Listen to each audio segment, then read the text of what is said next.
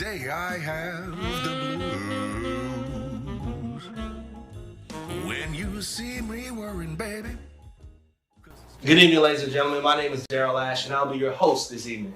Thank you guys for tuning in to our live cast as we celebrate the release of the album, The Incredible.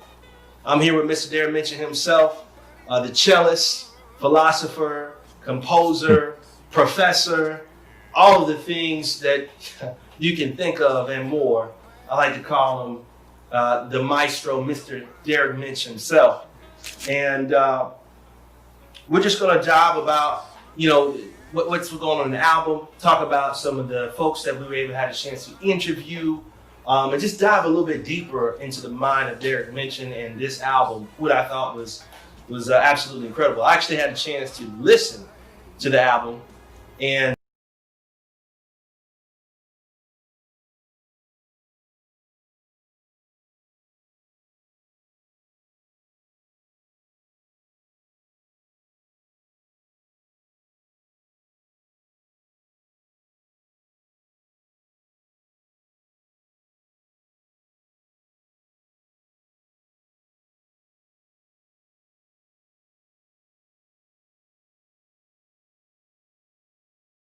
to do this album at this time. That's a huge question, man. It's a follow-up, Daryl, to my first album, my debut as a producer and multi-instrumentalist and singer.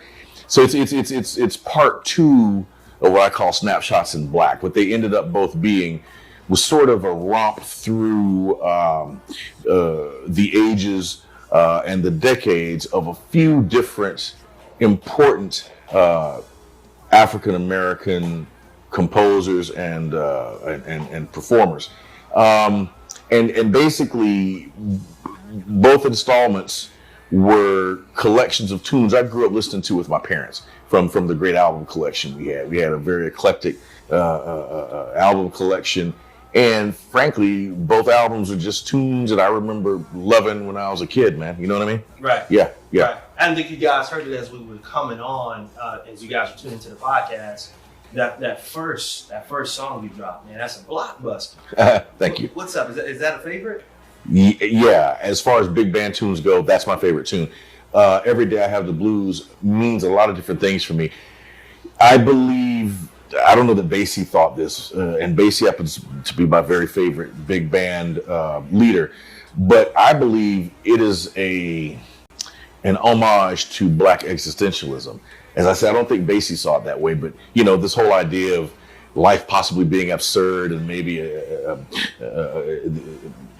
gives you a lot of pain and vicissitudes.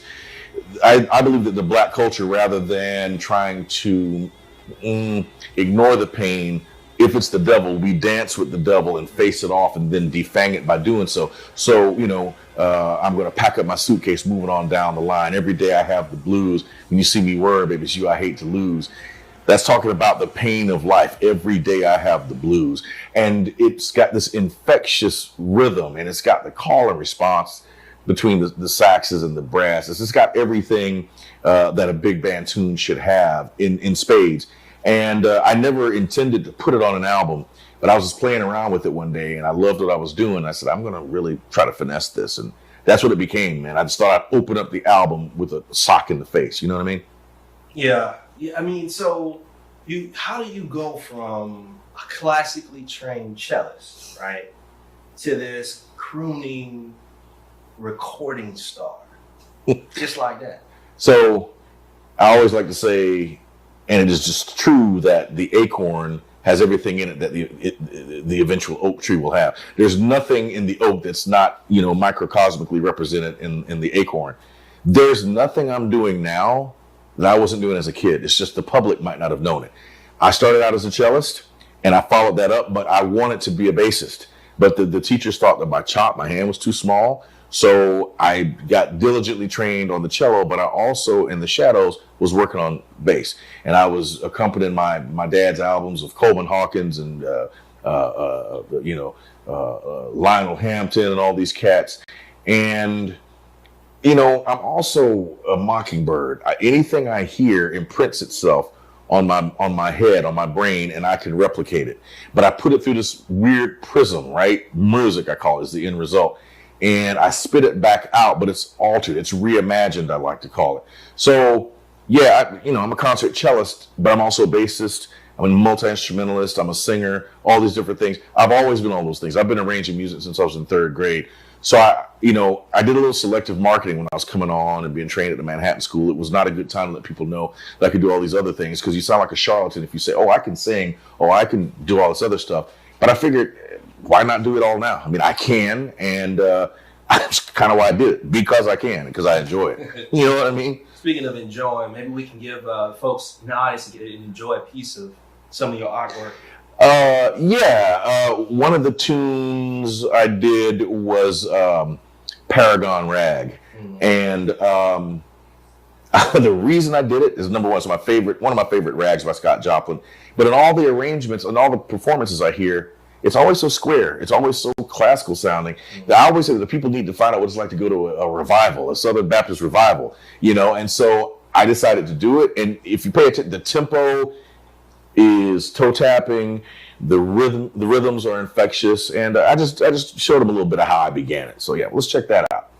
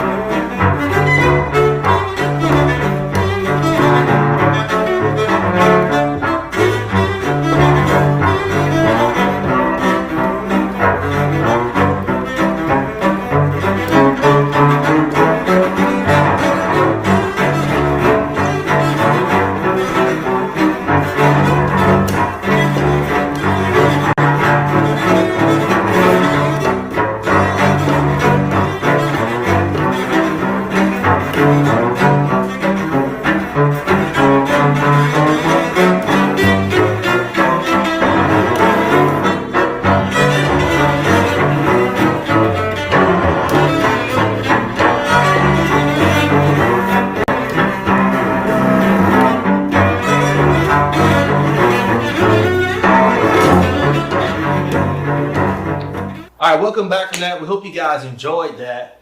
You also had a chance to, so talk to us. How you go about choosing your artists? You got some dope artists on him. How do you go about choosing those artists?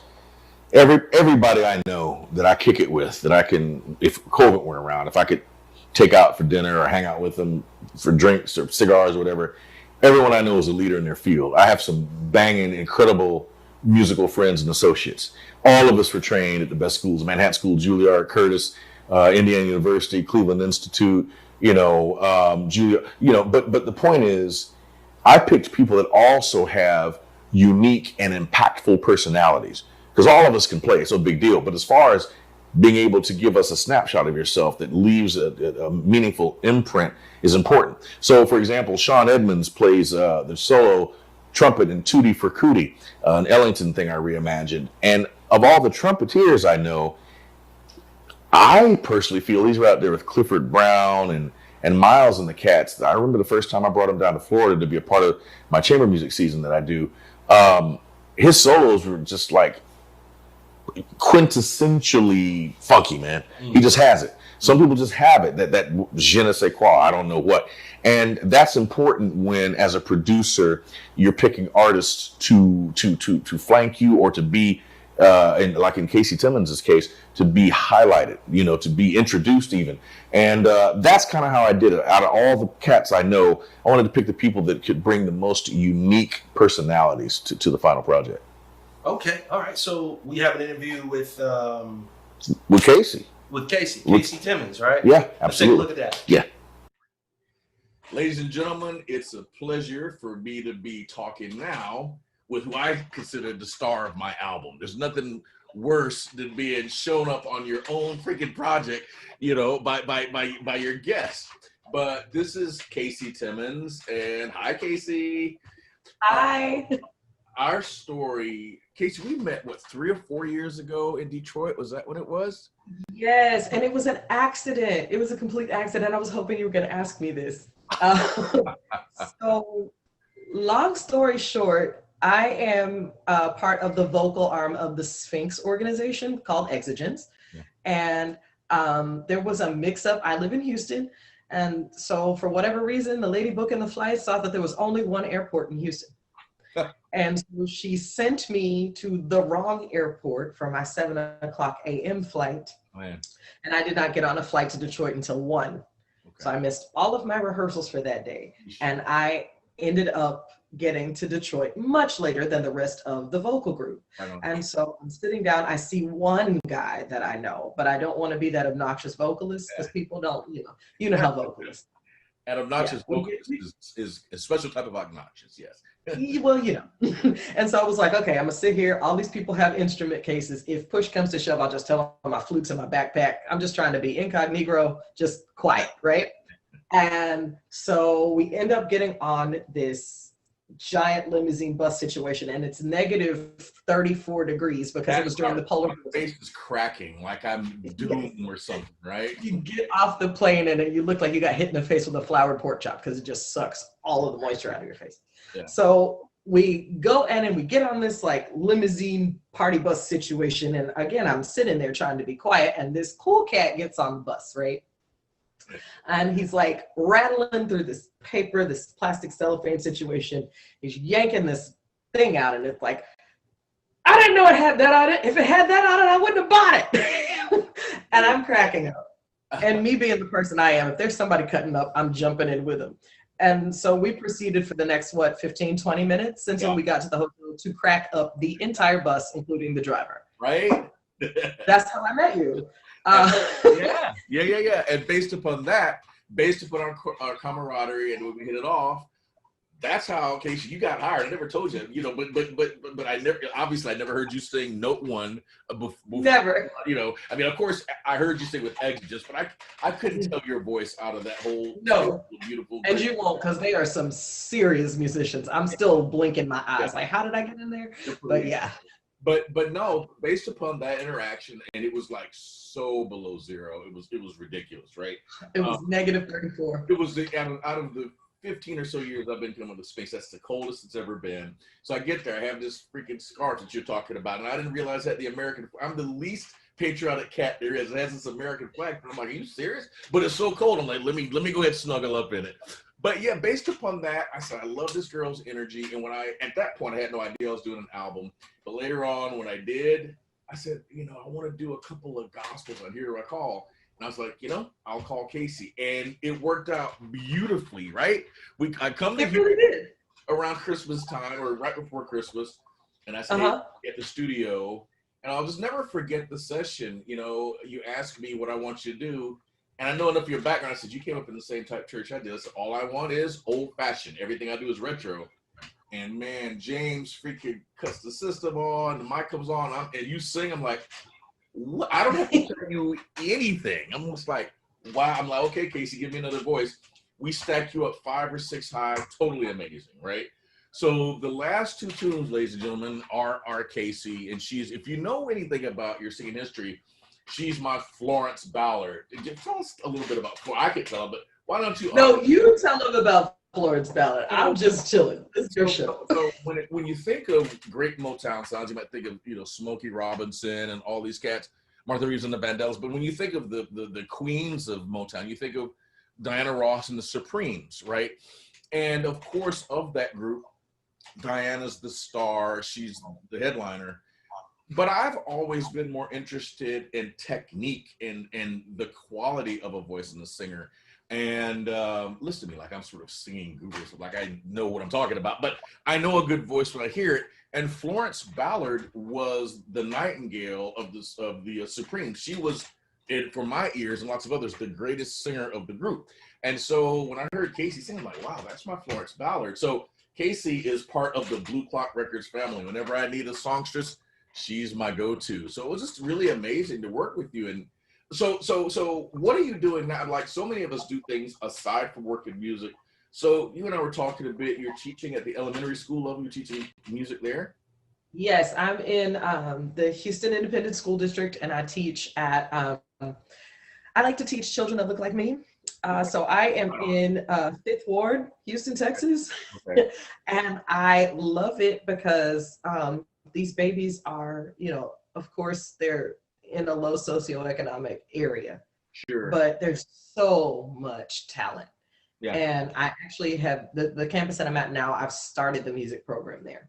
Oh, nice. Okay. Okay. So it's of course been put on the brakes because of COVID, but It hasn't, right? Yeah. But last year I had the kids singing in two or three different languages, and they never had a program before. They were sight reading Jingle Bells with boom whackers and handbells and playing recorder. And because you know what, I don't care that you are 3'6". I also do not care that you are 7 years old. Yeah. You are breathing, so you can do music. And that's just really the way I approach it. And the kids respond because they can't do what you tell them that they can't do. If you don't tell them they can't do it, they can do it. So I do that, and then I'm normally in a couple of other professional choral organizations, Exigence being one of them. The Houston Bach Society, not to be confused with BOXBACH. And so that was it was a lot of fun to do this album with you, because I never get to sing like that anymore. Even though I talk a little bit like an alto, I am actually a lyric soprano. Right on. Used to be light lyric, but we're getting up there. So but it's trending towards lyric now. So I'm a lyric soprano, and I do a lot of early music, a lot of straight tone, a lot of high church, Anglican, Catholic kind of stuff. Was really different for you. Yeah, this is completely different. And I grew up on this, like you said. I'm from deep East Texas. I'm from Tyler, behind the pine curtain. Yeah. So you were able to, like me, pull on your background, right? Because I don't. Oh yeah. I mean, now I sort of do it regularly, but I mean, as a classical cellist, I don't usually do. Exactly. I got a new name over in Zion. I usually don't do that every day, right? Exactly. That was really a lot of fun. And for those who don't know what Sphinx is, Sphinx organization is this great organization that works on inclusion and representation in quote unquote classical music. We have a conference usually every year. I'm so sad we're not going to be able to go in February, right? Because COVID again. But there's an orchestral wing because they want to represent the dearth of African American and Latinx members in the Performing Society. Now we have Exigence, and you've been around for about 3 years. 3 years. 3 years, right? So let's see, 2017. 2017 was when we first came out. We had our debut, and it was so amazing to me because I'm in the deep South in Texas, and I'm usually the fly in the buttermilk, as it were. When I go and sing these places again, doing Anglican high church music, there's just, we exist, we do. Sure. But it was such an amazing thing to walk out on the stage for the competition. Yeah. And to see so many Black and brown faces. I met a lady who played the oboe, and I just geeked all the way out, and I had to apologize. And I was like, I'm so sorry, but I have met one other Black oboist. It's just, so Sphinx is that. It's such a great experience, like you say, to walk on the stage in your concert, in our pink uniforms, your long, elegant black, with nothing but Black and brown faces, and at a competitively extremely high level, right? Inclusion does not exclude excellence. It's great. Exactly. And the thing about this album, one of the last thing I want to say is that it was sort of like a family affair. There's you, and there's Luisa Maria Hernandez, who was a guest who came to Sphinx and asked me some wonderful questions on the panel, and Jessica McJunkins and Sean Edmonds. All of these names, right, are people I met at Sphinx and other Black and brown organizations. So it was really neat to put this all together. And it's weird how it fell together. I didn't feel any onus to do it, but it's when I sat back and said, okay, I need to build my choir. And it's so much fun, rather than hiring a choir to get one talented singer like yourself, and you and I build the 9 or 10 voices. It's so much fun to do that. And it was a lot of fun. You were, my first choice for the gospel. And, the thing about Sphinx is, whoever I picked, even though I didn't hear you, I knew the level of every performer on the stage at each time was so high that I couldn't go wrong. You know what I mean? It's such a great I thing. agree with that wholeheartedly because I couldn't go wrong. Are So so all come together was just an amazing thing. So you know, I hope that we will get to do it again. You know, we're secretly working on something now. We'll keep that from the press. We're not going to talk about that. We're going to enjoy album number 2, The Incredible.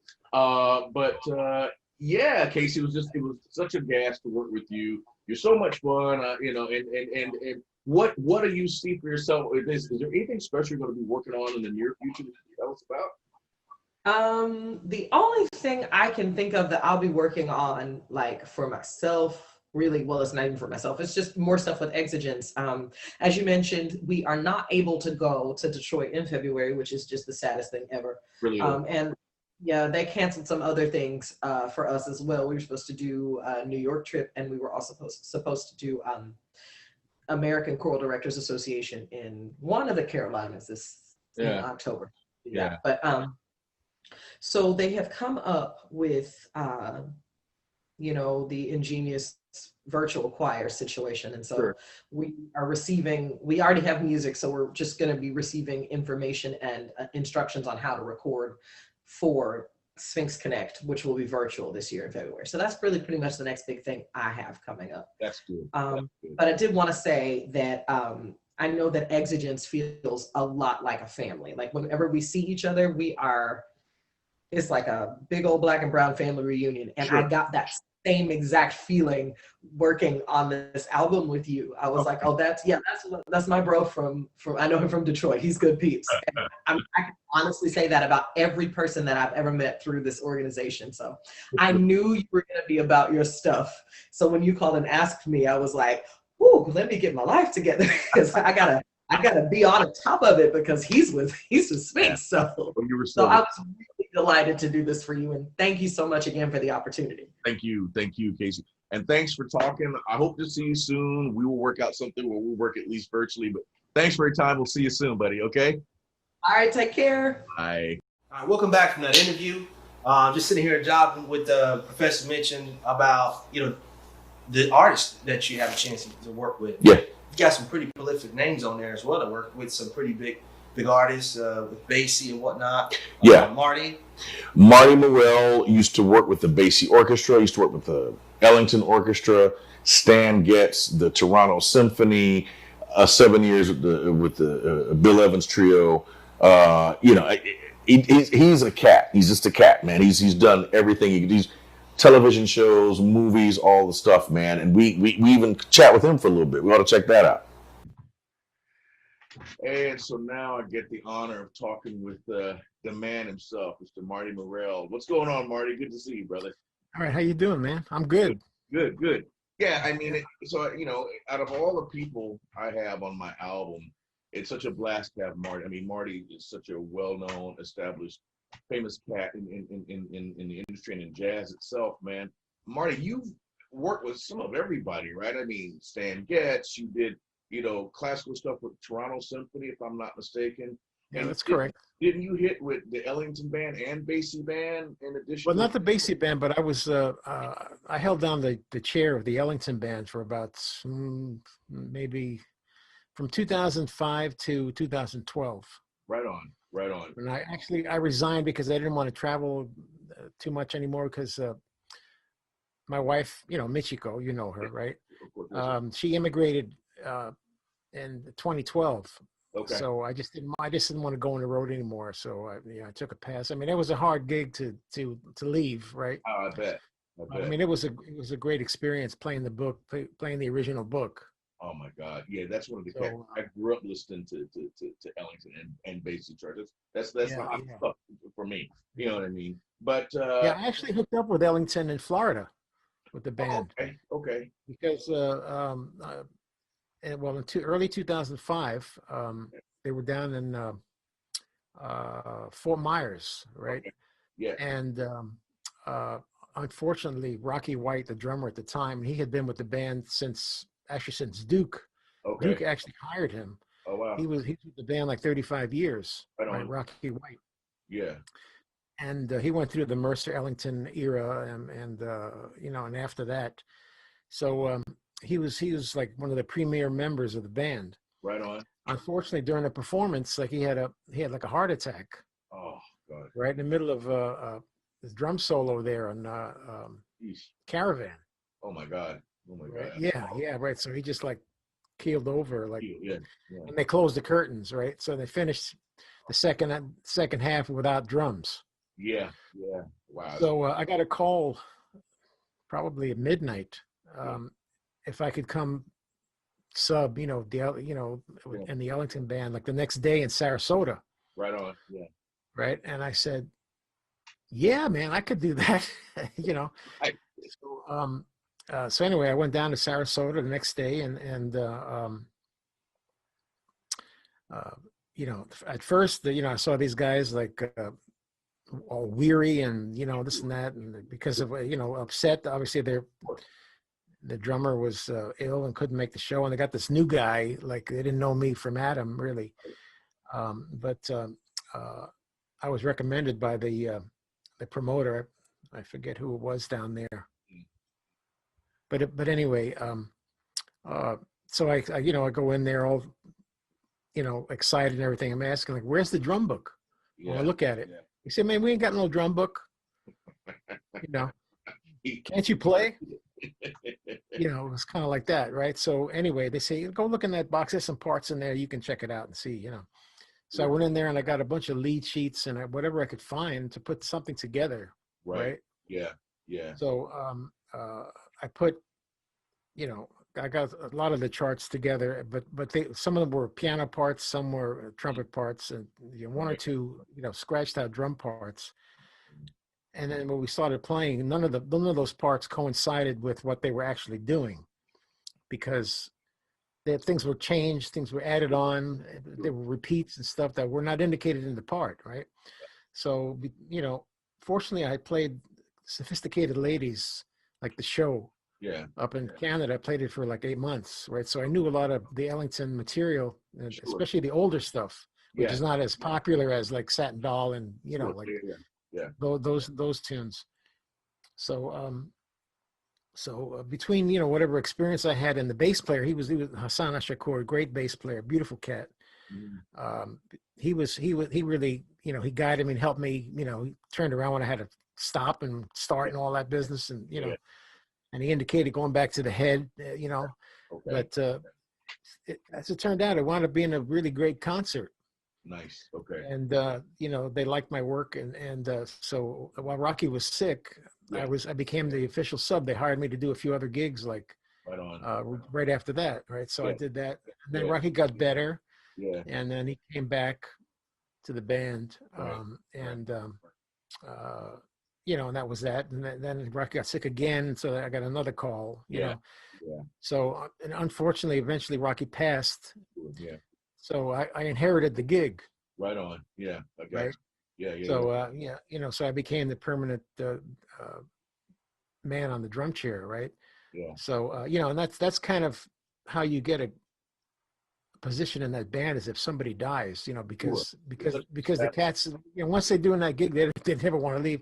Like there's guys like been playing in that band like forever, 25, 30 years. I mean, they don't do a lot of work now, you know, but still it's you know, it's a great gig to have, right? Of course. But I didn't want to wait till I died before I left, right? So that's why I quit on my own term. Smart move. Yeah, I figured I'm not going to wait till I die, man. You know, I just I might as well. I want to call my own shots, right? So there's the one of the many big bands you work with, but by far, you know, you're maybe most famous then, I don't know, but is with Bill Evans, right? Which 11 years with the Bill Evans trio? No, not quite 11, Derek. About close to 7. Okay. Close to 7 years. And that's sort of, correct me if I'm wrong, but that's kind of the cool bop era, right? That's like a little bit at the end of the bebop, or right fused at the end of it and opening up into another era. Kind of in the middle. It was kind of well, I always equate the Bill Evans Trio with creating the modern rhythm section. Okay. Yeah. Because before that, it was kind of more of an accompaniment Sure. operation right in the rhythm section. Right on. But Bill's original trio, and that was like 1961, 62, like with maybe earlier than that, with Scott LaFower and Paul Motion. Yeah. They started this interplay concept in the trio, right? Yeah. So that was a kind of a beginning of a, like I would say, like the modern day rhythm section is a little more open, still swinging, but it's a lot more interplay and stuff going on, right? So I felt like I was kind of part of the end of that era. Like when I joined Bill, I was trying to emulate Paul Motion, Yeah. Well, so and the interplay is a great word because, like Bill, I don't know how to describe it, but he's this poet. He's this thinking man's pianist, always doing these gently contrapuntal, very intricate voicings, right?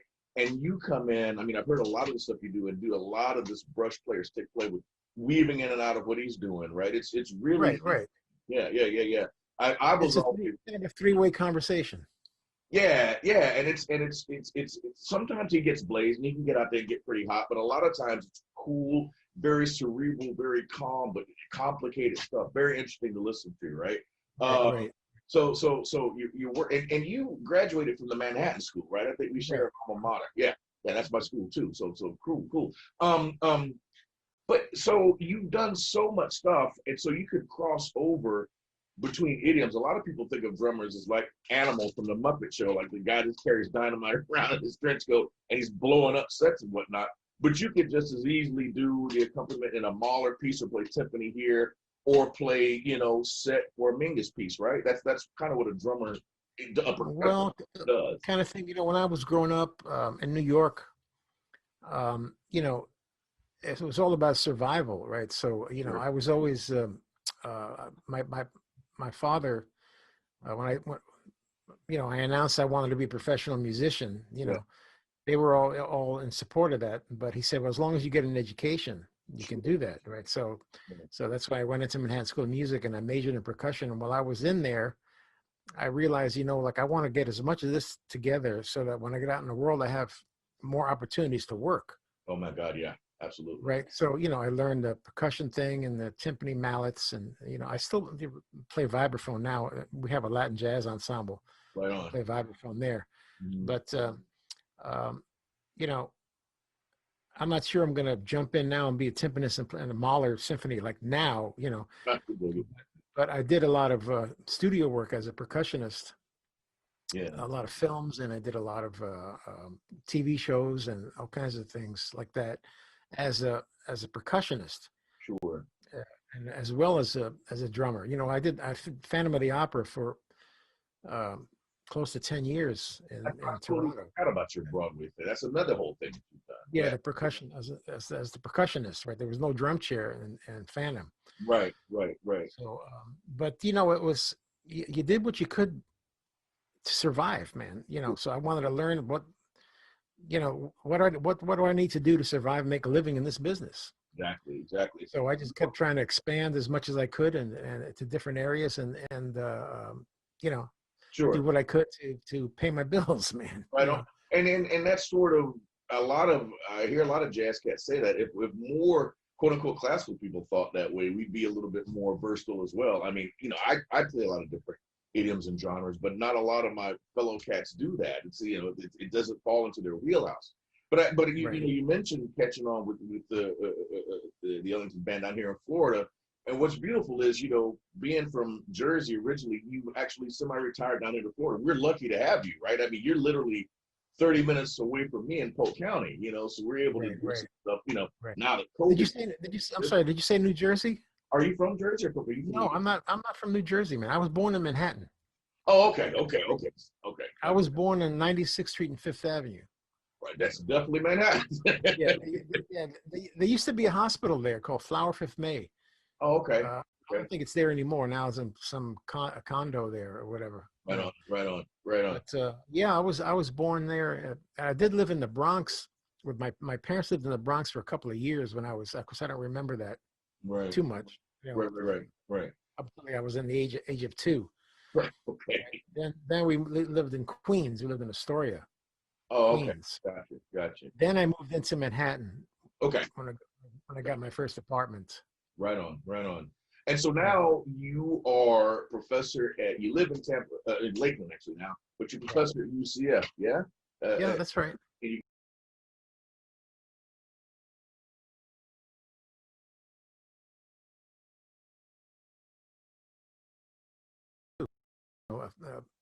And I'm loving every minute of it, man. Yeah. You know. Beautiful.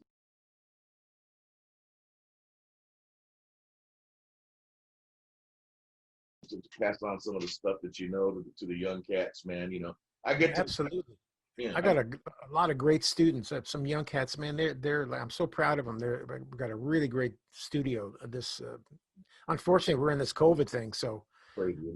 I've been teaching online, but actually the online thing has been working out really well. Right on. Good. So I'm happy about that. But we've got a lot of great students and a great program at UCF, one of the best in the country. Oh wow, that's impressive. Yeah. I think so. You know, I've been there almost 15 years. It's been that long. Wow, that's great. Yeah. I used to have hair when I started that thing. You believe it?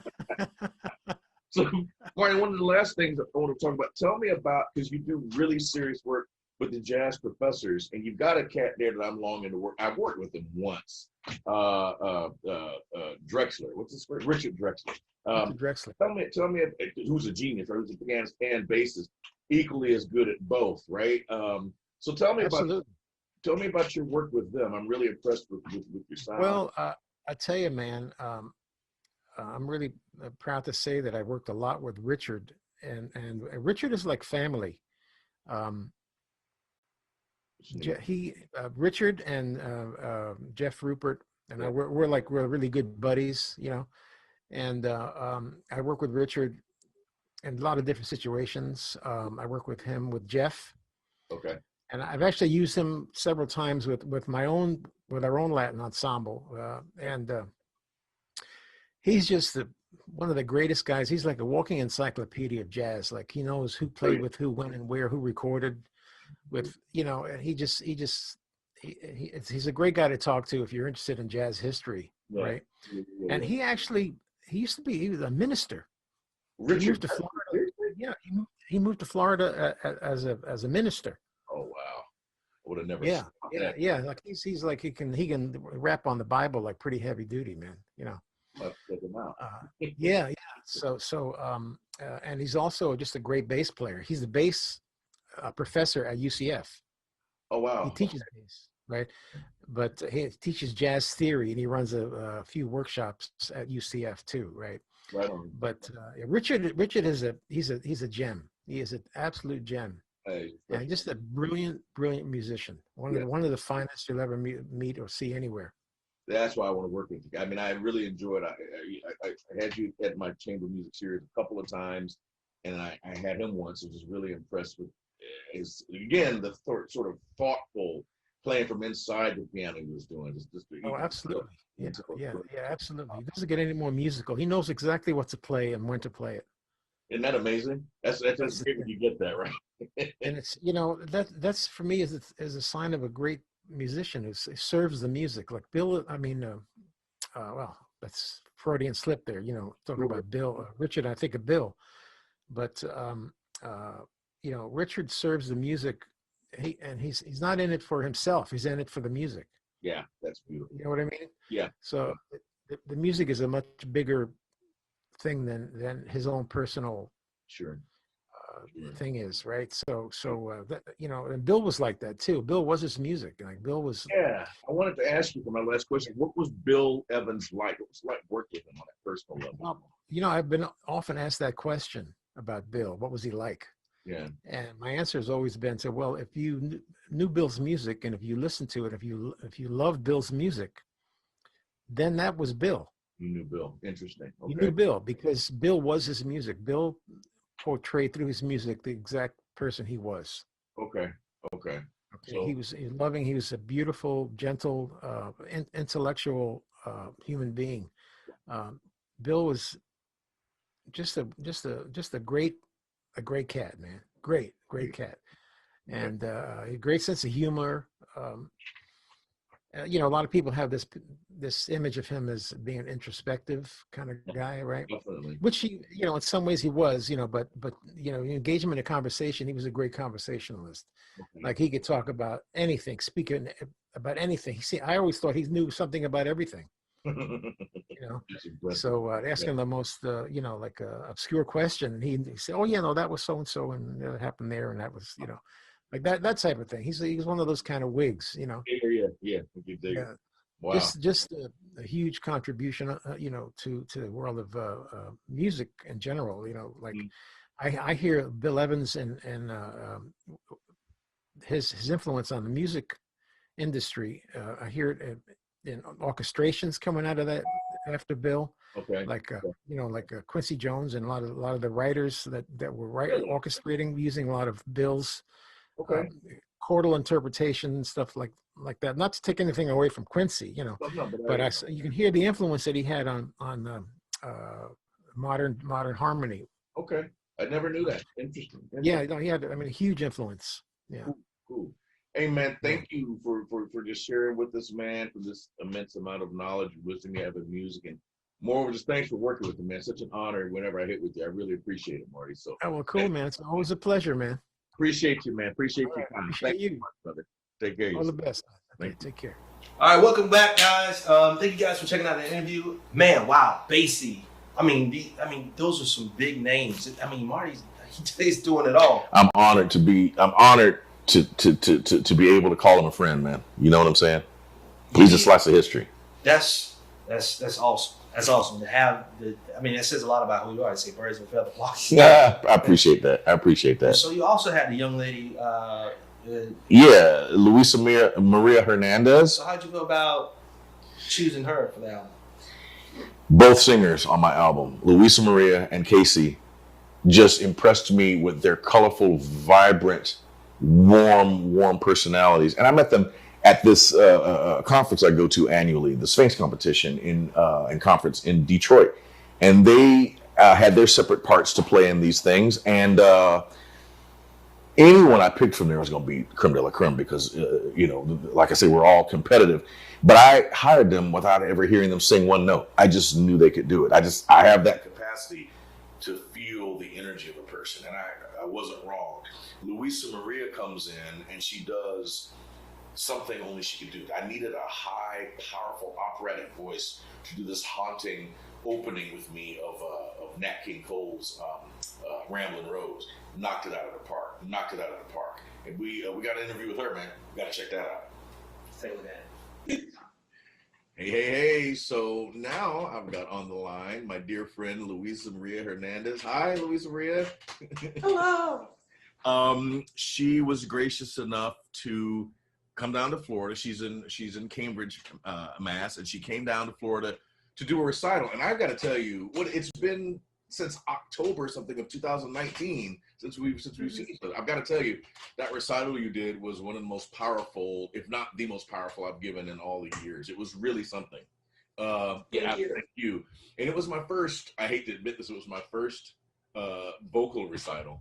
You know, I'm one of those notorious string players. We believe that we could do a whole concert thing with no horns, no singers, just a piano every now and then. We're notorious, but I finally said, let me give a soprano and a moment, and it was amazing. It really was such powerful stuff you did.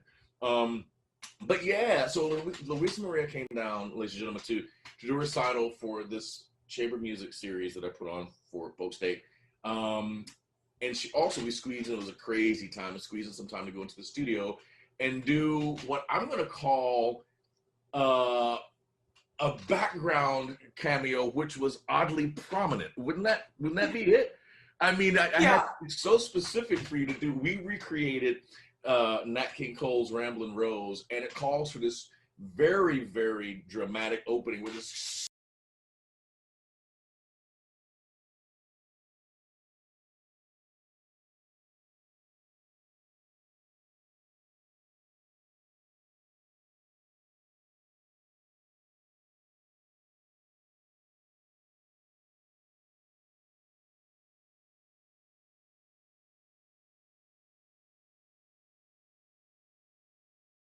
song crooner, which is really great. But with, you know, an instrument as huge as yours, Luis Sabria, you've got to be doing so much stuff. Tell me what you're doing with yourself right now, in recent history and now. Yeah.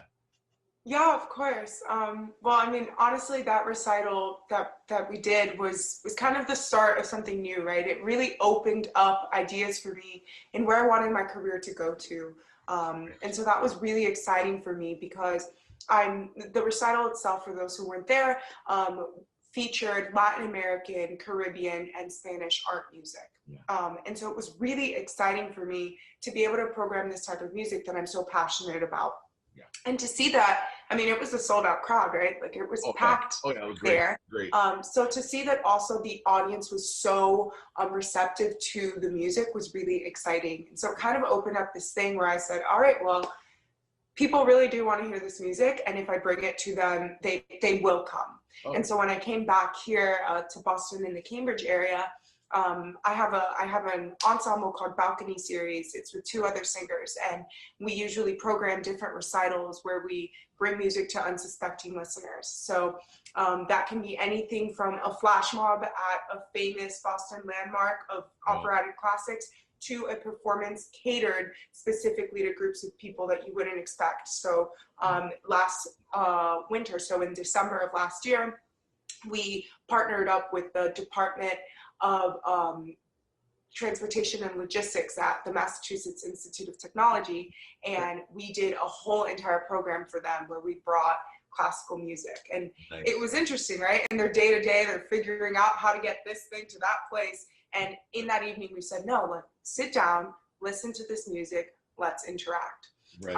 And so it's been really interesting to bring those conversations to people and to just be programming recitals.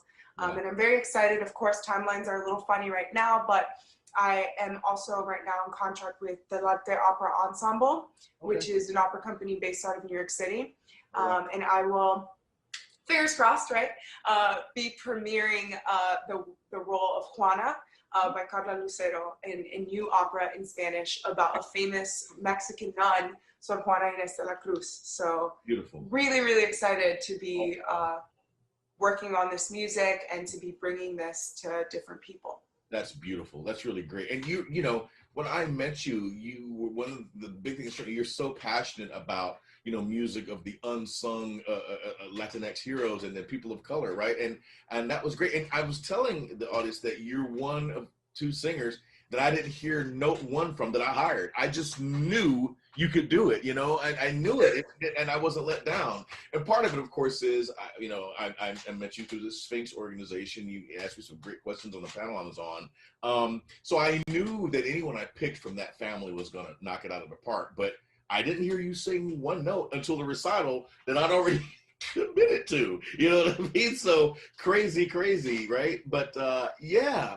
But, you know, what's interesting about you and your background, you don't just have a musical background. You also have a degree in poli-sci and government, right? Talk to me about that. Where's your interest in that? Where'd that come from? Yeah, so interestingly enough, my family's originally from Dominican Republic, and I spent a few years there as a child. And originally it was, you know, a summer trip so that I could finally learn Spanish because I was a stubborn one. And that summer trip turned into 4 years of my family being there. My mom working with the government in Dominican Republic. Right. And right, these are your years of formation. I'm a young child, and I'm seeing my mom every day getting up and going to help people. And I remember thinking, wow, you know, you can really do this. This is amazing. And I would hear, you know, my whole life then, my grandmother talking about how important politics were, right? And how important it was to just be involved with your community in a way where you can elicit change. And it was so inspiring to me. So kind of from a really young age, I've always said, you know, I want to help people. And regardless of whether or not that's with music or with activism or whatever it is, I've been given this voice, so I want to use it. And so when it came time to, you know, pick a major and go to school, I said, okay, I'm gonna study government, and I'm going to learn the back end so that then I can help, you know, the little guy or what have you. And music is political, right? Music is political. It can say something. And so being able to bring those together, I think has just been really amazing because And like you said, you mentioned Sphinx. I mean, being able to go there and see people who are actively working on changing kind of the whole entire system so that it is actually working has been really exciting. Wonderful, wonderful. You say something very powerful. You have this voice, you want to use it for activism. And you know, I feel the same way. I do it sort of subtly. I think the album that you're featured on is actually political, right? I mean, in this particular time in the world, for it to be like this pro-black, sort of set of anthems, is very political. I mean, I'm very aware of that. I just didn't announce it, right? But one of my favorite tunes on the album, Brown-Eyed Handsome Man, is sort of this, it's sort of this anthem for being proud. You know, it's James Brown's I'm Black and I'm Proud. I just decided to do a little tongue-in-cheek. Plus, I love Chuck Berry. But I dropped that tune on purpose. I'm like, no, and then my friend Jessica McJunkins comes in and she lambasts me for not including women. I mean, the whole thing I do is very, very political, right? And then in the background, going from Scott Joplin to Ellington to Basie, I mean, and almost to a person, every person there that I recorded, and except for two artists, they're all people of color. I think that's very important, right? It's very, very, and you can either hit people over the head with it, which I sometimes do in my classes and otherwise, or you can be a little bit more subtle, a little bit more humorous, like, the tongue-in-cheek album. So it was great. It was great to have you on that, no doubt. I mean, and we'll be doing more stuff for sure. And now, one of the last things I want to ask you is, like, now that COVID, unfortunately, is here, and it has disrupted so much programming and shut down so many venues, what are you doing now? I mean, I'm happy to hear that this upcoming project in New York is coming out. But other than that, what do you do now to sort of stay busy and keep that wonderful instrument intact? Yeah, so great question. The question on everybody's mind, right? So it's been really interesting. I mean, the last year was filled with ups and downs, right? And kind of like life-changing moments. And so for me, it was really interesting to come into this pandemic and this sounds weird, but to kind of finally have a moment of rest, right? Where I was able to just sit down and ask myself, right, what do I want to do now? Right. And what can I do? And so much of the work that I've been doing has been really focused on my specific instrument and making sure that it's at its tip-top shape. Sure. But also building connections and more than just like, it's not a marketing thing or networking. It's more than just that. It's meeting people that I have common ideas and interests with so that we can work together to make some music. And actually, you inspired me, Derek. I haven't, officially said this to anyone but my mom. But one of the projects that I'll be working on next year is actually also an album. So I'm very excited. Yes. Yes. Good. Because, I'm, like we said, I'm really, really passionate about Latin American art music and bringing this to people. And I remember going to the symposium in Puerto Rico where all of these people were bringing art music from throughout the Caribbean, and it was so inspiring and so beautiful. And I thought to myself, how am I going to bring the vocal music, which is not written, it hasn't been published, it's usually passed down by rote. Right. How am I going to bring this to the public? How am I going to make them interested? And so I'm really pumped. It's still kind of at its beginning formation stages, but we don't know if venues will be open next year. So much of the time that I've spent right now is really just listening to the music that I grew up listening to, right? Those classics from the 50s, 60s, and 70s that my parents would play. My dad was a DJ and my mom was a dancer. So music was always there. So it was a matter of what was that music that I grew up with and how do I then bring it to people so that they understand that this is the art music of my people. Oh man, that's nice. I'm excited for this. Arrangements for voice and orchestra and I mean really a whole thing, but I'm looking forward to it. It's going to be fun. Recording albums is just so much fun, man. It's your own world. You can, do as many takes as you want to make it perfect. I think it's just a great, place to be in. So I wish you luck on that. It's going to be great. So hopefully this pandemic lifts soon so I can have you back. We can do more recitals. I'm going to talk to you about some stuff that's going on for project number 3. I'm sort of keeping under my belt, but sort of exciting stuff. So thank you again for starring on my album. You did something that no one else could have done but you. You did it wonderfully. I'm so happy to have you on it. So thanks for your time, dear. Okay? Thank you, Take care of Derek. yourself. Bye. Wow, welcome back, guys.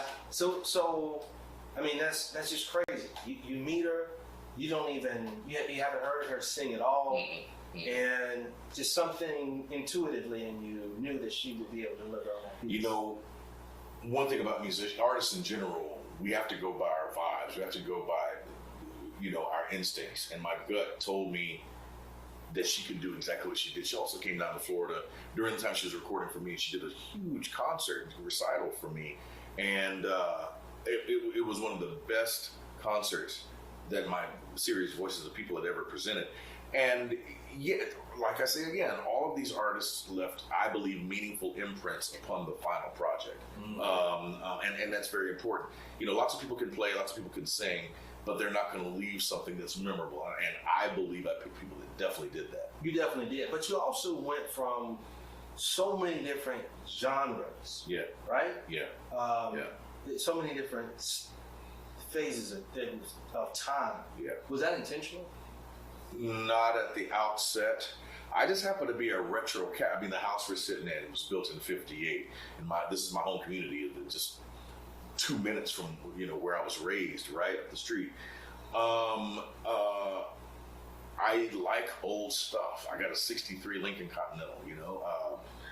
Until a couple years ago, I had a '55 Thunderbird. Something about that old sound and the largeness of it just is it's in my wheelhouse. It's just something I love to do. I love to get my hands dirty and recreate these big tapestries of sound. But at the end of the day, I had some stuff from the 40s, had stuff from the 50s, came as far as the 60s when I did the Marlena by Frankie Valli and the Four Seasons. And so as the album began to round itself out and I started finishing it up, that's where the name came from. It was just incredible. I've gone from decade to decade, changing from these different sound worlds into others. And I just like to call it, Black history in an album. So it wasn't intentional. I knew it was going to be old, but I didn't know I was going to travel that far. You know what I'm saying? Right. Yeah.